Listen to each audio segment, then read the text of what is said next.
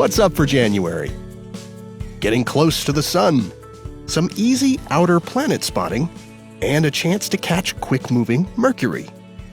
The new year begins with planet Earth at the closest point in its orbit around the sun, called perihelion, on January 2nd. Now, you may have learned in school that Earth orbits a certain distance from the sun and that its orbit is nearly circular. The average distance from Earth to the sun is called an astronomical unit. But since our orbit is not a perfect circle, it means sometimes we're a bit closer to the sun and sometimes farther away. In fact, our distance from the sun varies by around 3 million miles over the course of the year. That's nearly 13 times the distance from Earth to the moon.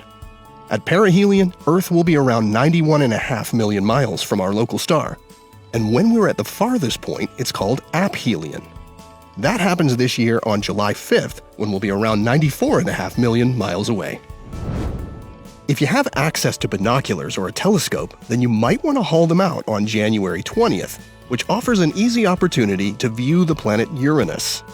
The distant outer planet is too faint for most of us to see with the unaided eye, and it can be tough to locate in the sky without a computer-guided telescope. But on the 20th, Uranus will be located right between the Moon and Mars. That evening, find the crescent moon and the red planet in the couple of hours after it gets dark. Scan your way over from Mars toward the Moon, and you should be able to find the faint bluish disk of Uranus. Along with Neptune, Uranus has only been visited by a single spacecraft so far, that being NASA's Voyager 2 more than 30 years ago.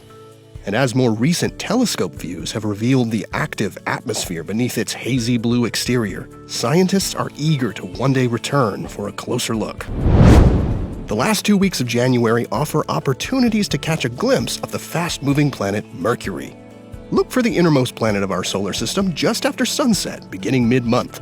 You'll need a clear view toward the west as Mercury will appear just a few degrees above the horizon, about the width of your outstretched fist.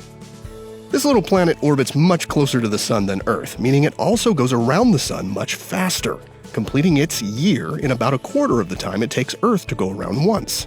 And that's why we have a chance to view Mercury in the sky every 3 months or so, as it appears to dart back and forth from one side of the sun to the other. But Mercury never gets too far away from the sun from our vantage point, and thus we only see the little planet just before or after the sun rises or sets.